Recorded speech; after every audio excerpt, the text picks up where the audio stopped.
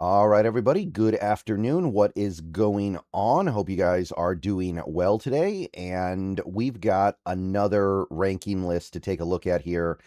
I know, I understand that it is the slow season and ranking lists don't do it for everybody, but generally speaking, I think that when the professional prognosticators and predictors and analysts out there put together their view of how things look going into the NFL season, even if they may end up getting things wrong, it's still worth talking about. So I want to talk about this article here. By the way, I know ESPN is doing their position rankings. I'll probably make a video about that later today because we've got a couple more things to go through there. But I want to talk about this one right here from Pro Football Focus, assessing all 32 starters ahead of the 2026 NFL season.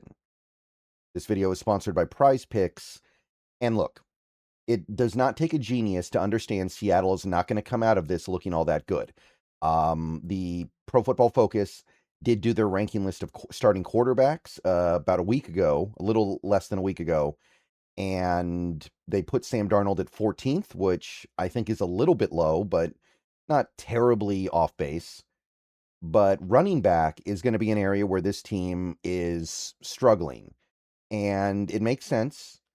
I don't think anybody would strongly object to looking at Seattle, especially when you're just looking at the starter. And look, there are teams out there, only a few, but there are teams out there that have a bell cow running back. Those teams are naturally going to look better in a list like this because they invest more into their top running back rather than having a collection of them. And the Seahawks, especially this year, are definitely a team that is depending on a collection. So I understand that this team isn't really designed to have the one superstar running back. Nevertheless, I wanted to go ahead and take a look at this. So you go through this list here. You got Bijan, you got Jahmyr Gibbs, Derrick Henry, reasonable top three. I still don't get the Christian McCaffrey thing.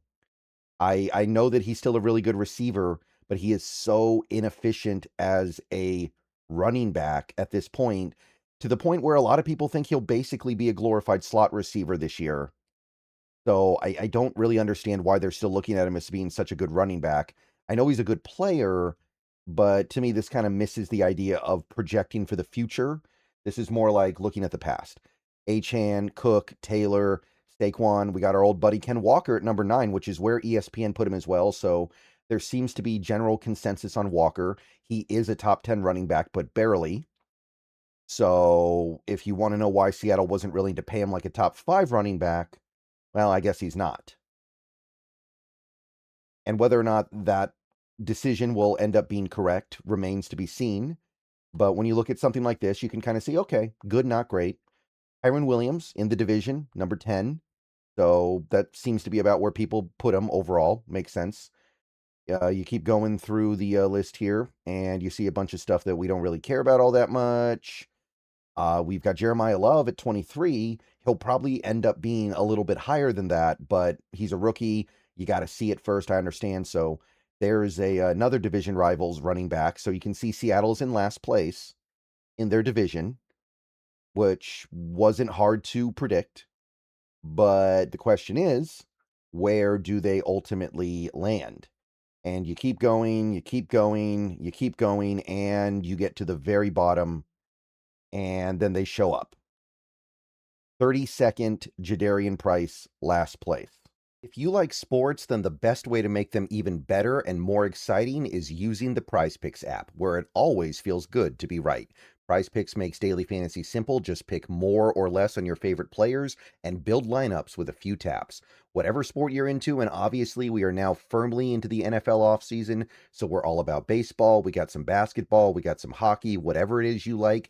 Prize Picks gives you a fun way to stay locked in while you're watching. Definitely make sure to use the promo code HMA. Prize Picks is hooking up users with $50 in lineups after you play your first $5 lineup. If you use that promo code, that is HMA. I've had a great time on Prize Picks so far, so definitely get on over to it, check it out, and make sure to get your lineups. And don't forget about Team Picks, where you can pick winners, spreads, and totals on any major game. So download the app now, use HMA, and get on over to Prize Picks, where it always feels good to be right. And remember, always gamble responsibly. Now, again, it did not take a genius to see that Price was going to be near the bottom here, insofar as he is the starting running back, which is not a guarantee yet. But the fact that Seattle doesn't totally know who their real starting running back is yet is also part of the conversation as to why their running back situation is not really good.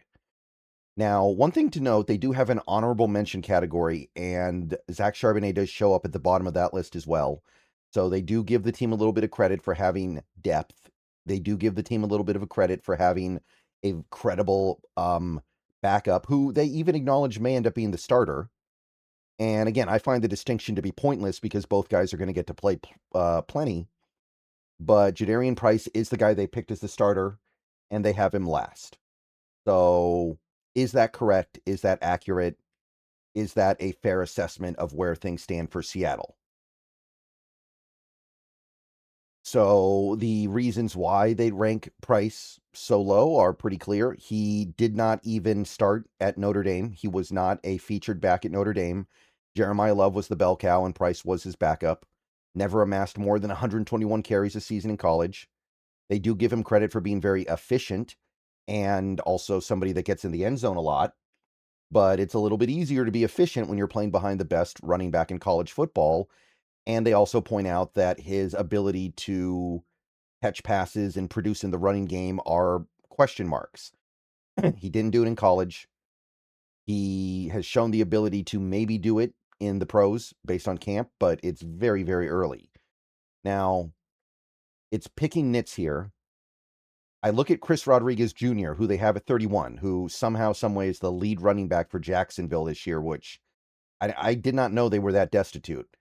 So Chris Rodriguez was a player that I remember really liking in the draft the year he came out. But I'm looking at this. I'm seeing mostly a power back. I'm seeing a guy that doesn't contribute in the passing game at all. Like, if anything, he's a worse receiver. He's less of an impact receiver than even Price will be. And his career high's 500 yards last year. He was a complete afterthought the previous 2 years.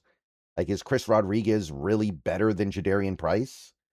I don't think so. And I understand that Price is a rookie and they're going to punish him for that.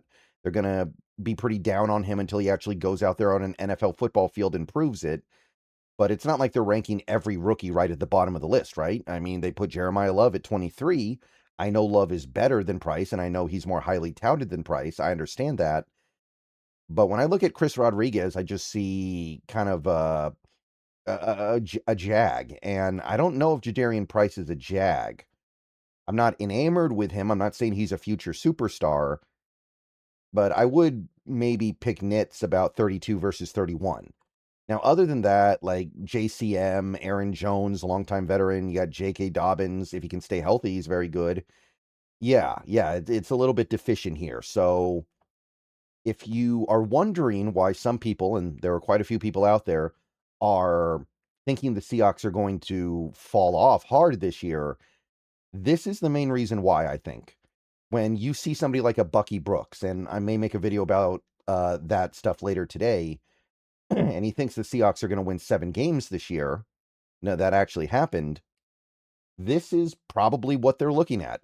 If they're trying to look at anything at all, if they're actually trying to be objective about it, it's probably the running back thing. Now, that's not such a bad thing.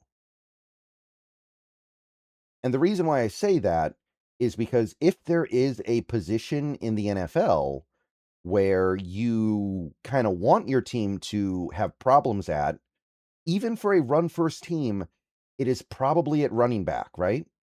If you are going to be a team that is viewed as your weakness being your running back, I think that's probably about the best thing, because running back, number one, it's not as valuable as it used to be, although it's making a little bit of a comeback, but the individual talent level of your running back doesn't matter the way it used to.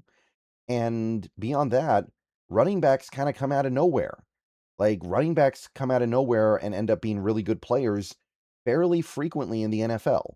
If there's one position where you can just kind of cross your fingers and hope some random dude becomes the guy, it's probably running back. Like, you don't want to do that at some of these other positions where you're much more likely to find a good guy with pedigree or talent or, physical ability.